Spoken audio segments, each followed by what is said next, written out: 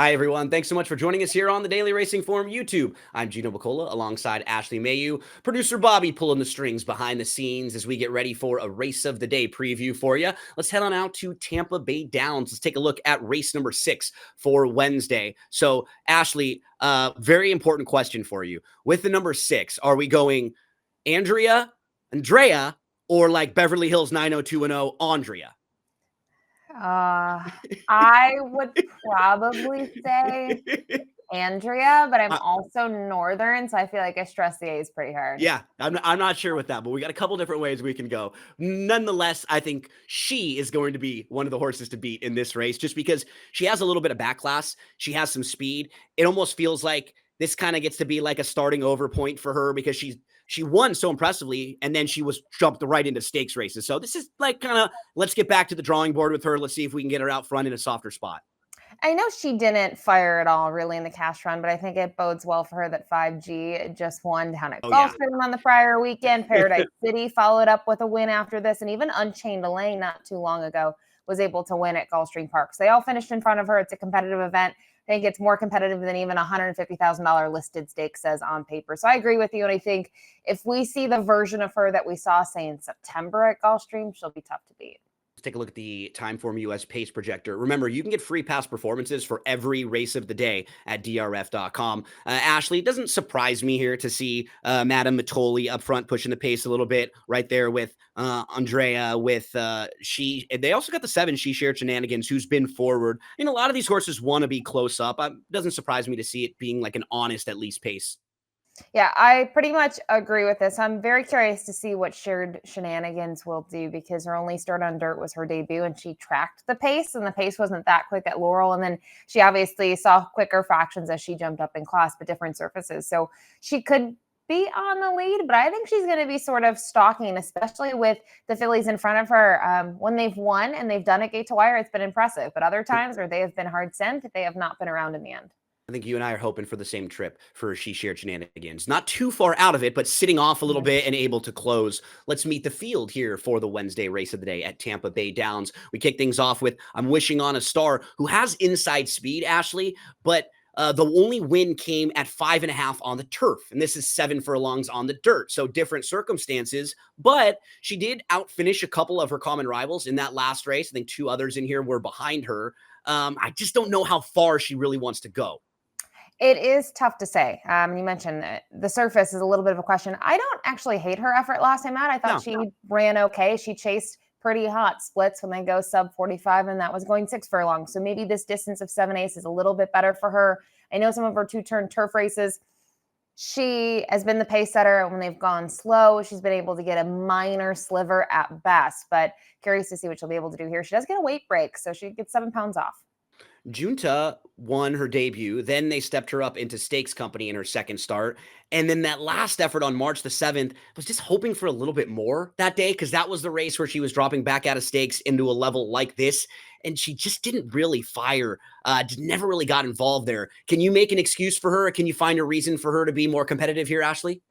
No, because I think the problem is if you look at the race last time out, we talked about the splits going fast. That's the same race that the 1 exits, and the 1 at least hung around for a bigger share. And I thaught the pace, at least, June just should have been able to close more, and she didn't. And she was just sort of even. So I don't know. I don't know if it was the cutback and distance kind of threw her for a loop. But with fractions like that, I would have hoped she would have at least been closing in there, and I don't think she made that move.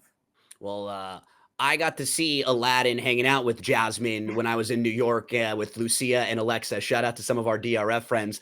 I don't know about Jasmine's world for this one, though, Ashley. First time dirt, first time Lasix, first time beyond 6 furlongs, and you're having to deal with almost like a 5-ish month layoff. So there's a lot of things that kind of working against her. I can understand why she's going to be a big price. And it's just kind of interesting to look at her figures. It's a little crazy. I mean, her best buyer's a 32, and it's when you look at that race in terms of the splits, though, I think they were pretty honest early compared to her other races, Gino. She went a lot quicker and she was closer to the action. She drew clear, but she's never taken love on the tote board. She does get first-time Lasix. This is just a lot for her. When you mentioned the freshening, the surface switch, everything is going on. And based on those works that we've seen, they're really hard to assess when they're at a training center. Madame Matoli comes off of a disappointing effort on March the 21st, but she was in a little bit of traffic there. She was settled third. Then she had to move to the two path. She kind of tried in between. So I don't think it was the smoothest trip for her. She had to sort of be asked in different spots. And I'm willing to excuse that effort. If you go back 2 starts, Ashley, it's a pretty good effort breaking her maiden. Honestly, it's one of the best races that any horse in this field has run. It is, and I wonder if it was just the drop in class that she needed to get some confidence under her belt as we watch it visually. Visually, it's very impressive. What's not as impressive is maybe how the horses have fared behind her. Their next start, no one came back to win next out, but Sammy Camacho was aboard and got back aboard her and, piloted her to her better effort to date at that point. And then for this, she just cruises in hand here. I agree, though. Last time out, maybe it was the distance that did her in. Maybe she needs to stick to one turn. I understand why she's 5-2 on the morning line, second choice. The number 5 and Hinga, third start of the form cycle. But Ashley, her last 2 races were her only 2 on the dirt, and she's defeated 2 total horses in those 2 races. So I just need to see a little more from her before I can warm up to this one. Can you make a case? It's tough. It's the same case kind of with her stablemate, who is the 3. It's more or less so that she does have the dirt races. I just would have need to seen a little bit more, especially last time out. Again, the pace was hot in that race and on March 7th, and several horses exited. And the winner sat sort of mid-pack, right? And we know that the pace setters finished second and third, but I just would have liked to see these horses close. And that makes me wonder if they're just a little cut below the others in here. Yeah, the number 6. Well, I'll go with Andrea here to start. That she was actually in front of 5G, and they were battling it out last time in the cash run. And 5G, I'd say, is top 3 to 5 in the group right now. Is probably going to be one of your third or fourth choices in the betting come Kentucky Oaks Day.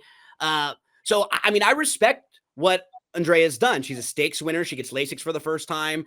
So it does just feel like tried a little too tough with her. We like this filly. Let's get her back and kind of start her cycle over. I think she's going to be a major player in here. I think she'll run a lot better. I'm just expecting her to be part of the pace. And I alluded to it. If we go back to her September 14th replay here, if she puts on this show, this race could be over. I know the splits were a little bit different, but at least at Gulfstream Park, a 1 mile is a 1-turn event. So I think the 7/8 hits her right in the right spot. It's not too short. It's not too long for her. And this is just sort of a clinic. And you kind of look at what finished behind her in there.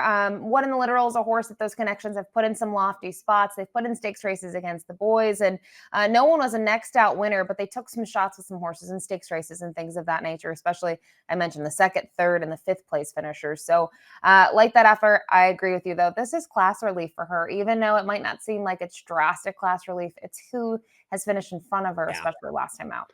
I mean, honestly, 5G, Paradise City, Unchained Elaine, Mrs. Worldwide, any of them in this spot would be a heavy favorite. So just really, really nice spot for her. And then you and I both think shared shenanigans a little bit. This one to me just kind of makes a lot of sense when you look, because each the races so far almost all followed by layoff. You have a race, then a little bit of a layoff. Then you have, able to put a couple starts together. I really think putting 2 together will give her a little bit of fitness in here. Her trip last time out, she was kind of in between horses in the 2 path. So I completely agree with you that I think she'll be able to settle a lot better in here. And Ashley, if we look at some of the company that she's kept, I mean, she faced the boys twice, and not only just facing the boys specifically, she lost to a horse named Governor Sam, who was 4 for 6 overall. He was 3rd in the Breeders' Cup Juvenile Turf Sprint. Another one named Mibago is a 4-time stakes winner who just ran a massive race at Gulfstream Park and earned a huge figure there. To me, she just fits really well, and I think she has some versatility too.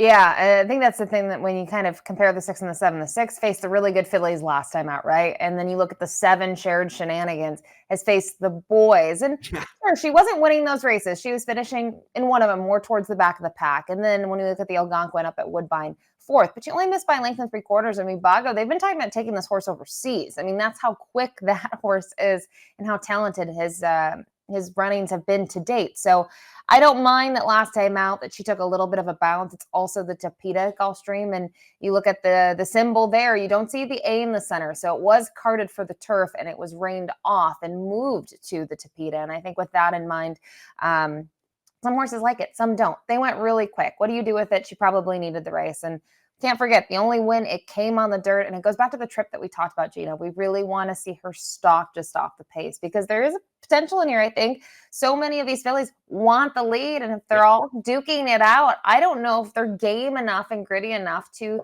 prevail on the front end.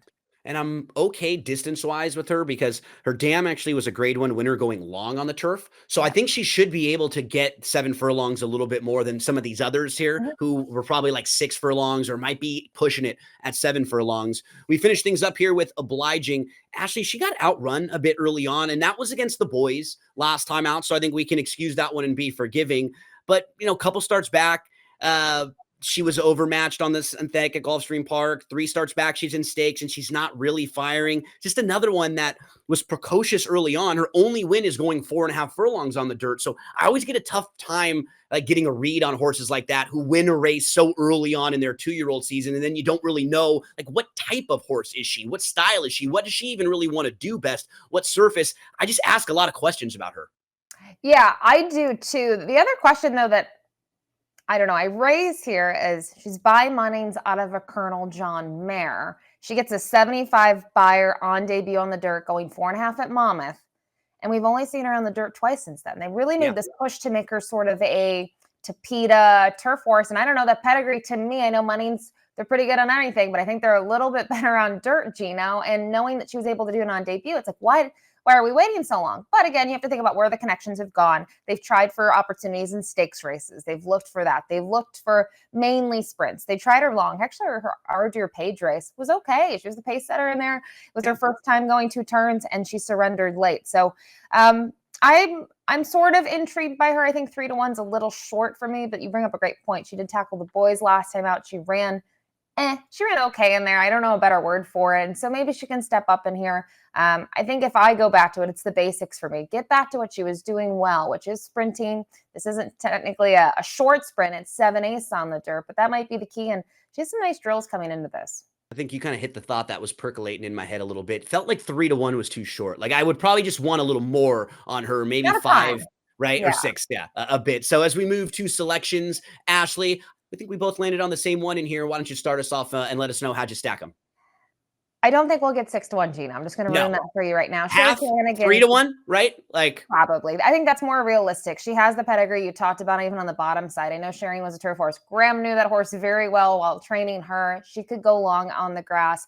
And I just think she's going to get the right setup in here, where I think others that have tried to close, they don't have the late punch. There's a lot of pace in here. And she gets Antonio Gallardo, who doesn't necessarily ride for Graham a ton, but I think he will fit her very well in this spot. Well, if you got a buck, Ashley and I have a try that you can play the same exact numbers, 7, 6, 4, or 7, 6, 4, if you want to stack them up 1, 2, 3 there. So however you're playing them on Wednesday at Tampa Bay Downs, we wish you the best of luck.